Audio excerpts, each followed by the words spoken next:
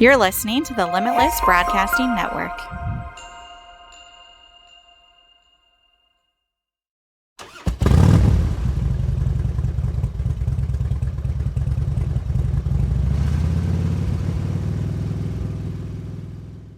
This is Robby Reviews. I feel the need for speed. I'll make him an offer again. Life was like a box of chocolates. Life moves pretty fast. You don't stop and look around once in a while, you could miss First it. rule of Fight Club is you do not talk about Fight Club.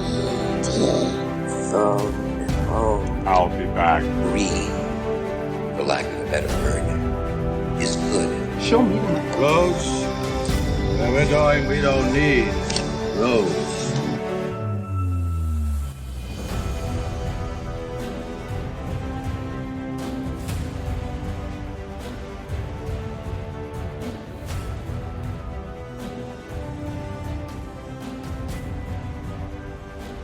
Hello guys, and welcome back to the second episode of Robby's Reviews, produced by Limitless Broadcasting in 1950 Studios. Today, we are talking about The Sound of Freedom. And I don't know if you've seen this movie, there's been a lot of hype around it, but that's what we're talking about. So, the summary of this movie, Sound of Freedom, is based on the incredible true story, shines a light on even the darkest of places. After rescuing a young boy from the ruthless child traffickers, a federal agent learns the boy's sister is still captive and decides to embark on a dangerous mission to save her. With time running out, he quits his job and journeys into the Colombian jungle, putting his life on the line to free her from a fate worse than death. It is rated PG-13 for content, sexual references, violence, and sex. Trafficking, language, and smoking. Genre is crime, drama, mystery, and thriller. Director is Alejandro. I can't pronounce it. It's Alejandro Monteverde. And by the way, this is Sammi. And yes, because I'm sorry. Robby didn't acknowledge at the beginning that I was here. So if you weren't watching, you wouldn't know. But I'm here as well. Let's start over. You want to redo the whole thing? Yeah, let's just start over. Hello, guys, and welcome to Robby's Reviews. I have a special guest with me today. Sammi is back. I got roped into another one. Yes, and this is my solo podcast because I am a fanatic when it comes to movies. Mm-hmm. I kind of was actually I wouldn't say called to do this, but I just really wanted to do this and give you guys more content. Yep. I mean, we produce a lot. We have the Boogeyman podcast. We have the Painful Truth of Chronic Pain. Sammi has the Pixie Dust Twins. So we're producing content for you because that's what we do. Mm-hmm. So this next movie we are reviewing is The Sound of Freedom. Mm-hmm. And I know that there's been a lot of hype around this movie. There's been a lot of controversy. Mm-hmm. We'll dive into that. But if you have not heard about what The Sound of Freedom is, Sound of Freedom, based on an incredibly true story, shines a light on even the darkest of places. After rescuing a young boy from the ruthless child traffickers, a federal agent learns the boy's sister is still captive and decides to embark on a dangerous mission to save her. With time running out, he quits his job and journeys into the Colombian jungle, putting his life on the line to free her from a fate worse than death. Mm-hmm. Rating is PG-13. Mm-hmm. It's sexual references, violence and sex, trafficking. Mm-hmm. Genre is crime, drama, and mystery. Director of this is Alejandro Monteverde. Mm-hmm. I'm not These great with. These names are all going to be very tricky to get through. With Hispanic people. Mm-hmm. Producer is Eduardo Eduardo. Verastegui. I definitely did not say that right. Yeah, we definitely did not. So sorry. Writer is Rod Barr. And then Alejandro.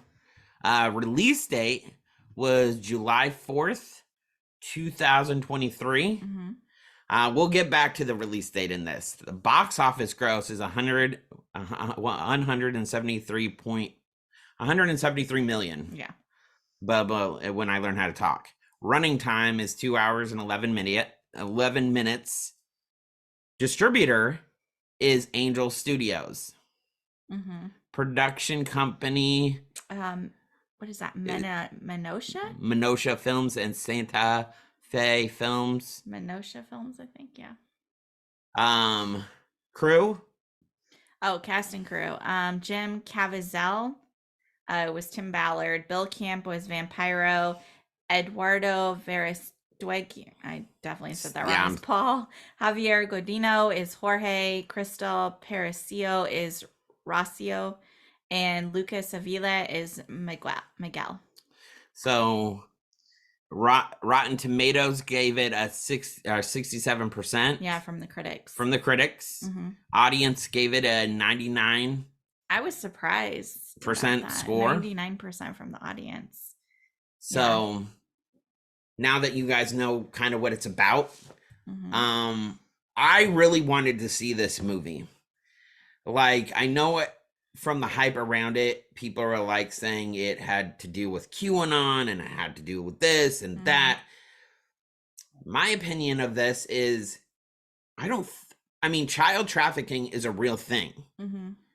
People get kidnapped every single day.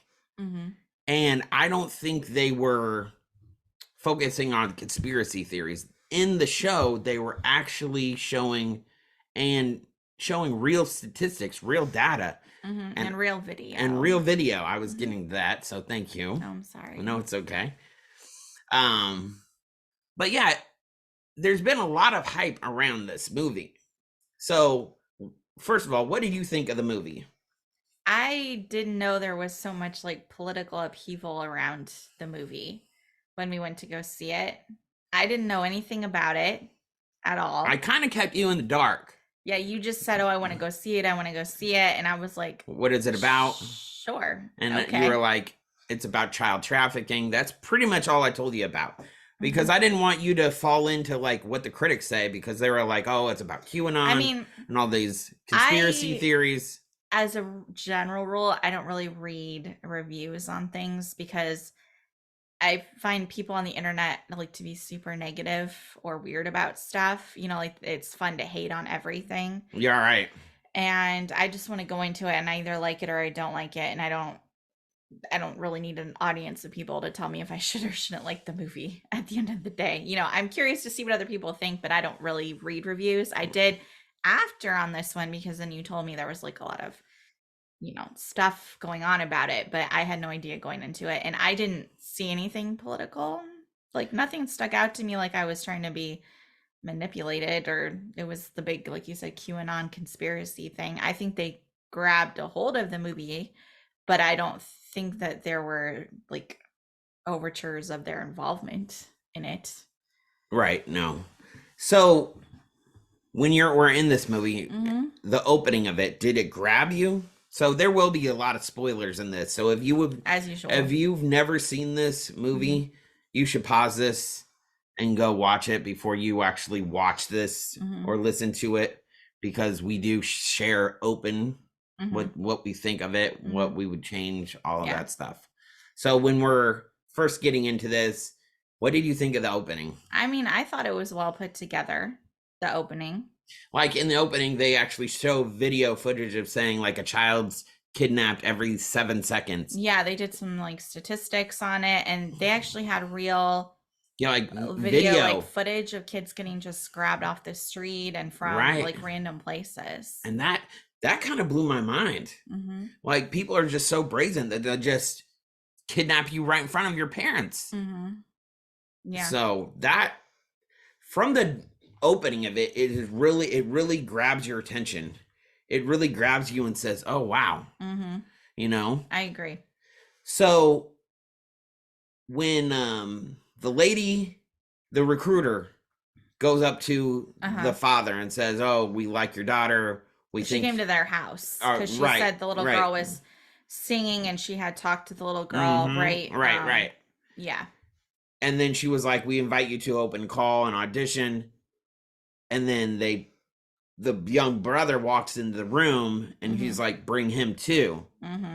What did you think of that? Like when they're going there? I mean, if you're sitting and you're watching it, especially knowing what you're watching, like, it's sketchy, right? To have like this random lady come in and she's like, "Oh, just come and bring both your children to this open audition." Call. And then especially when they get there and she's like, "No parents allowed." Like, well, I was just getting to that. So they get into the room. Yeah, the whole thing just seems sketch. But at the very beginning, it's just odd to have her just show up at the house and be like, for some reason I feel like they were expecting her.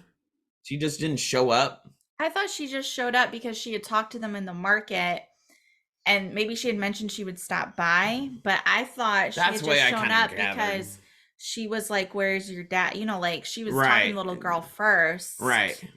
So that's the idea I got. Like maybe she had mentioned, like, "I'm going to stop by to talk to you some more about it," but I don't know if it was like a planned visit when she did come by. I feel like they have seen each other before and they were like, "Okay, we know sort of her." So they get to this open call and the dad is bringing the children in and the girl is like, the lady, the recruiter is like, "No parents allowed. Come back at 7 and we'll let you know." Yeah. So as a parent, would you just drop your kid off with somebody you don't even know? I don't believe I would. No.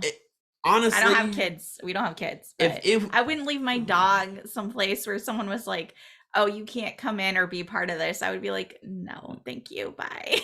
Right. If it would have been me, I would have been like, "All right, bet. I'm going to sit out in the hallway with a good book and I'll be here all day."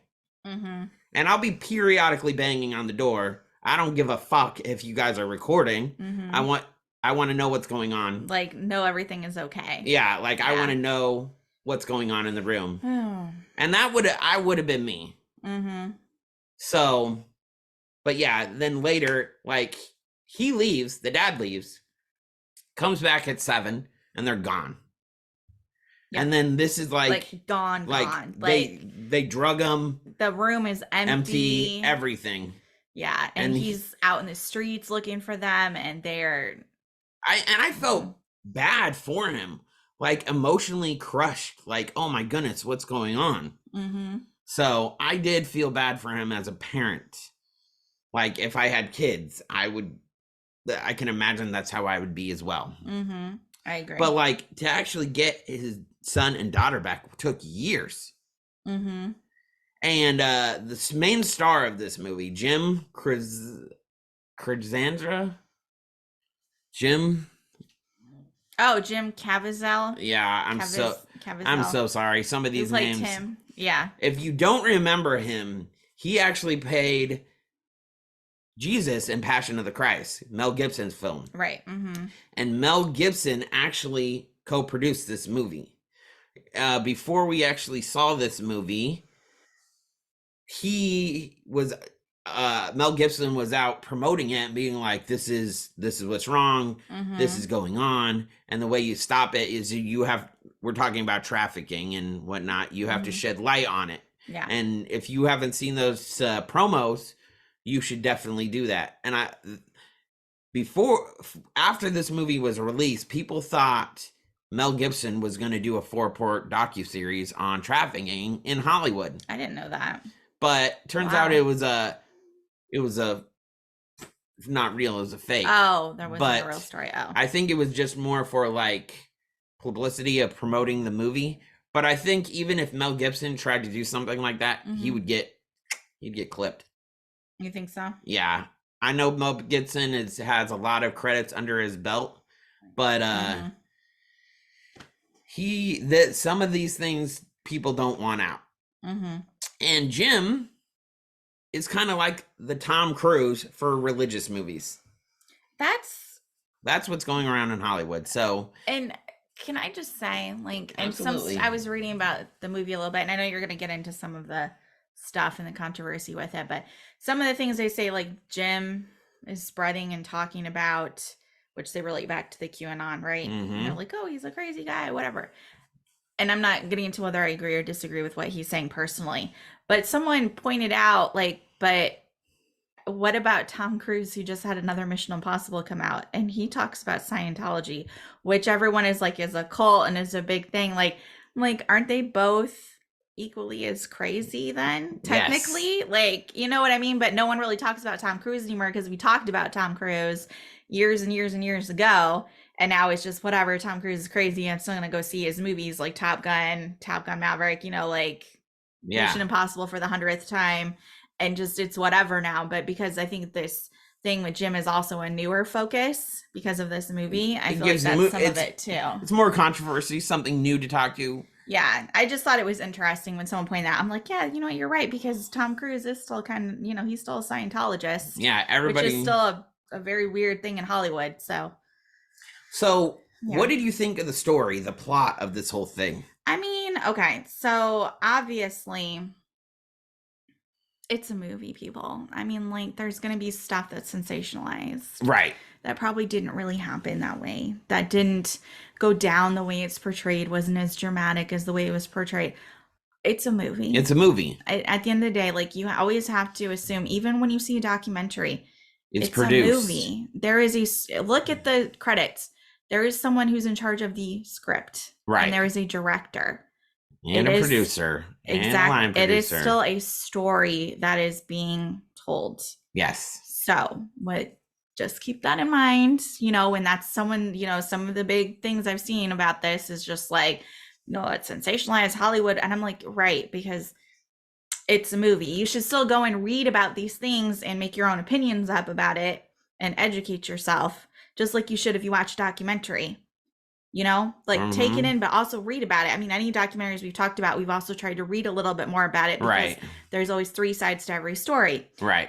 But that being said, they had real footage in this. Right. And I'm like, can't really argue that. So I feel like obviously this is a thing that has happened, does happen. You know, it's a scary thing to think about. And are we talking about some of the controversies with it? Yeah, we're getting into that now. Okay, so I can bring up some stuff. Okay, so I know, like, one of the big things people are like, when you go to see this movie, this is not how sex or child trafficking is in America. Well, how is child trafficking is so in what America? They're saying is, in America, it's your weird uncle who, you know, grooms you, convinces you to do things. It's the kid who gets kicked out of their house, who's misunderstood, who's homeless, who's looking for drugs, who meets these people who are like, oh, you know, like, oh, we're together. Like, if I give you drugs, you do this thing for me. You go out and you do these acts and get paid, and then I will help buy drugs for you or feed you, or, you know, it's like a grooming thing, which I believe is true. Like, okay, that's a thing. And there are real stories about family members. Everyone kept saying, oh, it's usually a family member. And I'm like, okay, but that is a thing. Yes, there are sicko family members out there. But I keep thinking back to some of the stuff we've seen where, especially in America, when one person gets arrested for, like, they're like, oh, they had child pornography on their computer. How many other people get arrested with them? There's always at least like 10 people. Do you ever? Yeah. Because they all turn on each other. Because apparently they flip on each other. Pedos are definitely snitches when they get arrested. Yeah. Yeah, which is fine because they all should be in jail. They all should be arrested. You know, they should be taken off the streets because it's disgusting. But, you know, I'm just like, I feel like you have to kind of look at both sides, number one. And number two, okay, everyone's like, this is not how it really is in America. But these kids were not from America. They were from Colombia. Yeah, and Colombia. El Salvador. And yeah, all that. so South America. Yes. So this story didn't even take place in North America. So I'm like, I don't understand the point of that either. They weren't here. They weren't in Canada. They weren't in California. They were in South America when the story got told. So I'm like, I don't see any references to the accuracy of that. everyone just keeps saying, oh, this isn't how it is in the United States. And I'm like, okay, but he wasn't in the United States. Like, he left the country. Like, he got on a plane and he went someplace else. So that confused me too, that's one of the arguments. So one thing I really did like about this movie is it showed a light on like the situation, like with child trafficking, and that it is an actual problem. This is, I feel like, in my opinion, this is one of the biggest stories, and it should be on the news every night. Because if you don't spread light on it or shed light on it, this will never change. I mean, yeah, this movie's going to come out and everybody's going to say, oh, the mainstream media kind of pushed it under the rug, tried to block the message from it, and I've seen that too. Tried to discredit it. Like, someone's like, oh, first of all, some of this is not true that you're reading. They're like, Disney made the movie and then shelved it. And I'm like, no. So, Disney bought it when they got So we will get into Fox, this. So right? now we want to do this. So, but that's the thing, right? It was already yeah. made, So let me Fox explain owned this it. to you. Okay. So Fox actually produced this movie. This movie came out in 2023. This has been shot 8 years ago. And with Fox was going to distribute it and everything like that. And then when Disney bought Fox, they acquired it. And then COVID happened and things were getting pushed back left and right. And then Disney didn't want to distribute it anymore. And I hear some of the biggest complaints is, why wouldn't Disney want to push this movie? Aren't they supposed to be like child safety, do everything for children, keep them safe, they're our future and whatnot? But they didn't. So they ended up selling the movie, and that's how Angel Studios acquired it. So I don't know if you know who Angel Studios, but we're actually trying to develop our company kind of like how Angel Studios is. They're actually based out of Utah. And I don't know if you know this, but they're owned by 2 Mormon brothers. So they're not even in the whole mainstream production studio system. So there's Hollywood and then there's the studio system. They're the outside of it. So they're kind of like where we are. So the way that they get production funds is they crowdsource their movies. And they take a poll every month, what would you guys want to see? Yada yada. They get feedback.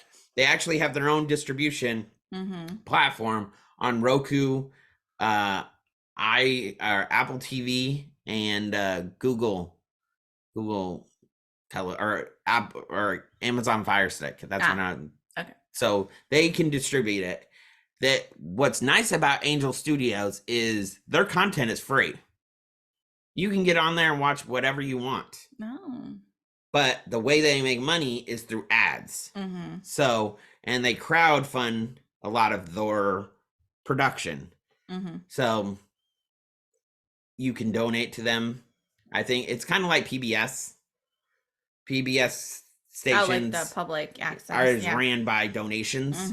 So crowdsourcing is the new donations. And Limitless is slowly going to be offering stock so people can buy into our company. So I know we can keep going, but that's not what this show is about. It's basically to tell you, should you see this movie and our thoughts of it. So did the story intrigue you? Did it keep your attention until the end? Yeah, I think so. I mean, it was like a little slow at times, but they were really building up, and it was a slow story because of how they found the kids. Right. You know? So, yeah, I mean, I think it kept your attention in the movie theater and all the way till the end. Right. And it was nice it had a happy ending. Right. Because it may not have, at the end of the day, finding the sister. You never know. Right. And I'm sorry. I was looking, and I mentioned this before we started the show, but just because when I was talking about a little bit ago where people are like, oh, people don't get trafficked like this in the United States. This is not how it works. It's people whatever. But I knew there was somewhere on Facebook, because I remember seeing posts where people were talking about our area, and we're in like a nice right, area an of affluent Florida. Yeah, we're neighborhood. not in like, yeah, we're in like a nicer area. And people posting on here about being followed around with their kids So in this is Walmart. on Facebook. Yeah, people on posting this. Facebook. Yeah. Mm-hmm. Yeah. And like, Now you gotta read something. yeah, I'm trying to pull. It's a really long post that I finally found, and it's kind of crazy. But this is from a lady who said she went in a seasonal aisle. A guy looked and smiled at her, but had nothing in his hand. She didn't really think about it, but she always looks out when she's around, especially out with her kids. So she went to another aisle and he followed her. So she put her son in the cart facing towards her and asked if the guy was still following them. And her son said, yes, he is. He's still behind us. So then she turned around and said, hey, what's up to him? He smiled and walked away and said hi to another guy who had his phone out. The second guy had his phone out and it was pointing at her. So like he was holding his phone up at them. Really? Yes. And then the first guy came back around and then she said to her son really loudly, oh, we forgot to get milk. Let's go get the milk. And as soon as she said that, she looked to see if the guy was going to go to that section, and he did. Like he took off towards the milk section, which she didn't move because she was just trying to see if he would like go over there after she said that. So I guess she told some of the Walmart workers, but they said they couldn't really do anything unless he approached her. Well, he and did. I'm like, but these people are like clearly like in like making you uncomfortable. You know what I mean? So I would have called them boys. She ended up calling her brother, and he came to make sure that like he came and I guess with her sister-in-law, and they made sure they got out safely. But you know, like that's super crazy, and that's just one of them I found. But I know there were other stories that have been posted because I always read them. It's just hard for me to remember what groups they were posted in Right. on Facebook. But like there have been more than one report. I know I saw someone post about the Target too. It was like the same thing. Like guy had like his phone out and he's like following them around, and you know, she acknowledged like, what are you doing? Like, you know, why are you like basically stalking us? And then he would finally leave. But there have been multiple things where people have had to ask security to come out with them and their kids so they could get out to their car because they felt so uncomfortable that they were being followed.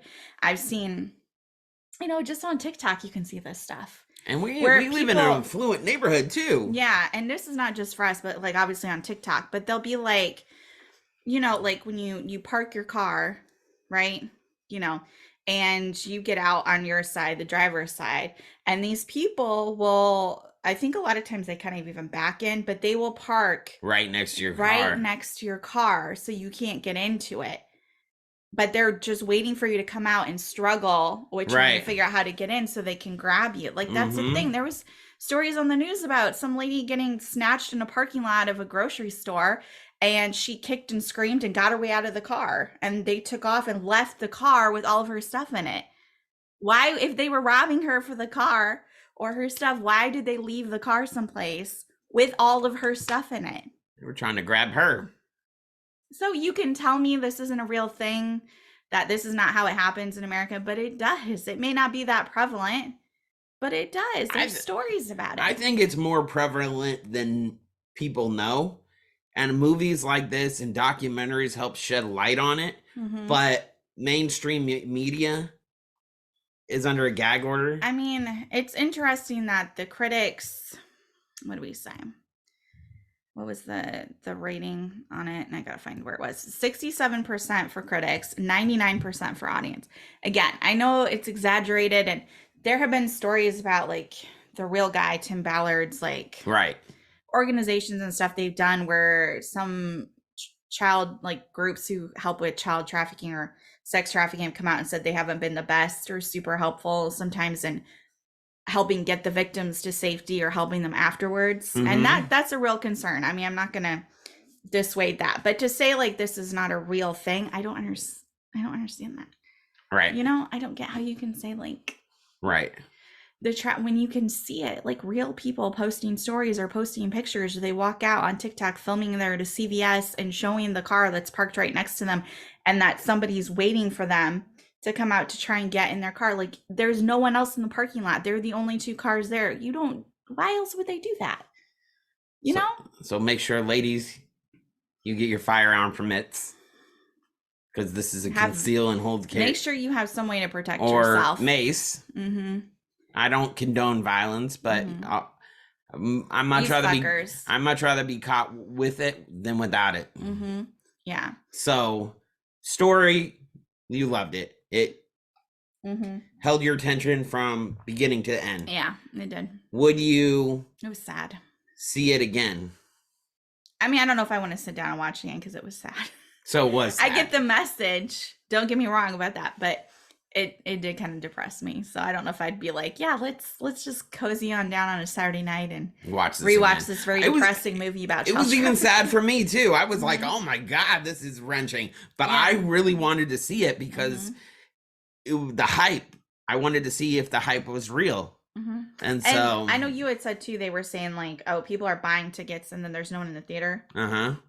But our theater was full when we went. So let me explain that. Angel Studios is an independent studio. So what they would do at the end of the show, the main star, Jim, would get on and say, you know, for this to help this push this message going forward, you can buy tickets for people that can't afford them, and then people could go on and get the tickets you bought and go to the show. Well, they called it's called an angel fund. But so if you couldn't afford it, you could pave the way for somebody else.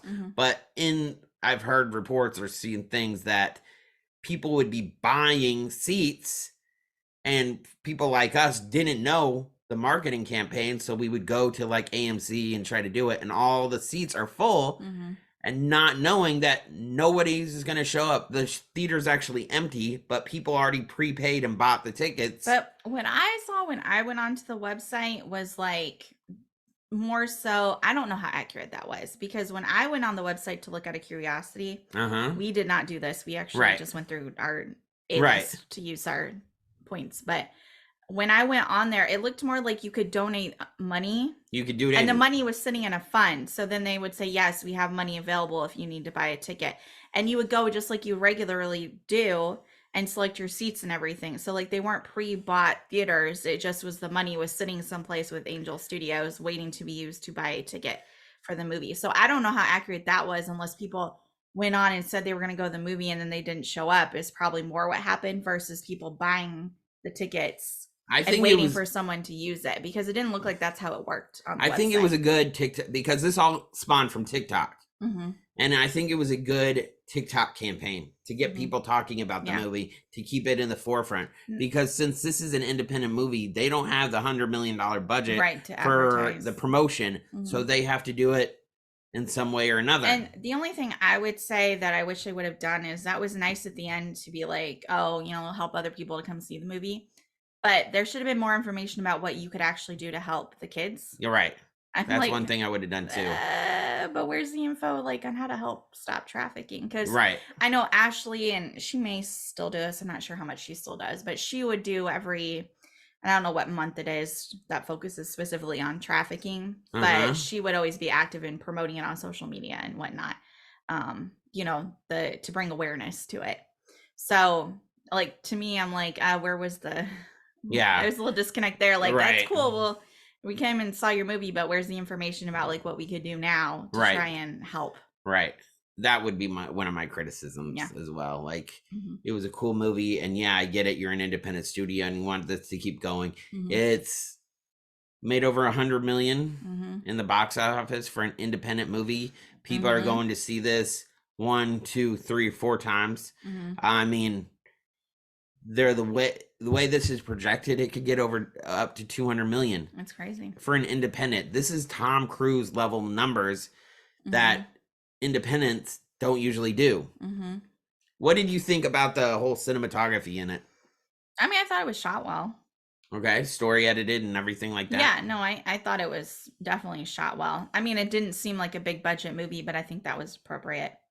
And sometimes I don't want to just go see these movies that have the fanciest cameras and the fanciest wardrobes, and you know what I mean? Like, sometimes it's nicer to see a more grounded film. So what would you rate it? Out of 10? Yeah, 1 being terrible, 10 amazing. I'd see it again over and over again. I mean, I would probably give it. That's a good question. I mean, I would say maybe like an 8, maybe like a 7.5. And that's only because, number one, I don't really want to watch it again because it's depressing. It's very sad. Not because of anything else to do with the movie itself, but just because it's a sad movie. And number two, because I think there should have been more information about being proactive and helping with child trafficking, versus just come and see the movie or help other people see the movie. Like, I wish there was more information on that, so that would make it, knock down a little bit, for me. What about you? I'm right there with you. I'd probably give it an 8. Mm-hmm. When I walked into this thing, I was expecting at the end of this, when he was gonna do his talk. So he does come on the screen. He gives this 2-minute. Jim does, the star of it. Mm-hmm. Gives this 2-minute monologue. But I wanted him to say, yes, this is the Angel Fund. But if you want to stop child trafficking, this is where you can go. These are organizations that help with. Yeah. Please spread the word. Mm-hmm. That's a disconnect that I thought should have been. And like the producers, I feel like should have caught that before they, they're shooting this. Mm-hmm. They should have went, okay. But I understand as a producer / director why they didn't. Mm-hmm. But I would give it about 7.5, 8. Okay. I mean, we're on the same page. I liked it. I thought it was shot. Even for an independent, it went all the way around the world to shoot it. They were in some of the most remote locations. You could tell that this movie had a budget, and it was produced well. The acting in it was good. Yeah, there was no it wasn't a B movie. This is something that you could see in the theaters, which we did. It was well done. And I think one thing, if the acting wasn't on point, it wouldn't have sold it. Even the kids were on point. They did such a good job too for such a tough subject. Exactly, all the kids in there. They had in there. And then at the end of it, the sting operation, they were having a beach party. That's how they ended up getting these guys. Well, at the end of the movie, they ended up showing actual footage from that beach party. Yeah, they blurred out the kids. Yeah, they blurred out the faces, but they showed and the suspects that were arrested. But they actually ended up getting them. And so it's a very powerful movie. So I would suggest, going to see it. It's very tough. Ignore the hype. Kind of go with your gut. Yeah. And then go from there. Yeah, and make your own opinion. Yeah. So we would say go for it. And if you do, let us know in the comments what you thought of it. Yeah. So, all right. This has been another episode of Robby's Reviews, produced by Limitless Broadcasting in 1950 Studios. Our next episode will be out shortly. Please like, subscribe, leave a comment. That always helps out the channel. And we have another show coming out, Partner Complex. Yep. That's my next show. My co-host Marvin and I. You're going to love that. If you like movies, it's the same kind of genre, but we don't actually critique it. We talk about buddy cop movies. So if you like that kind of experience, you'll love that. Partner Complex. Definitely check out the Pixie Dust Twins if you're a Disney fan. Yes. You'll love that. Thanks you so much. Bye.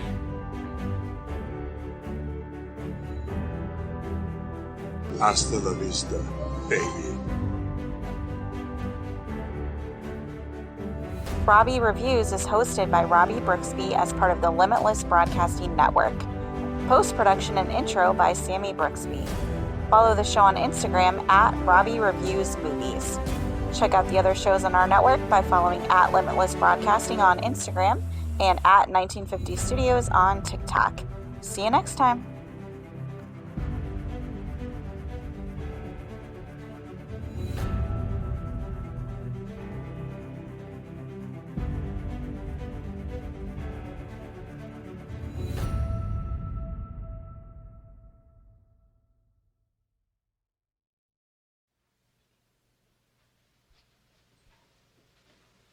You're still here? It's over. Go home.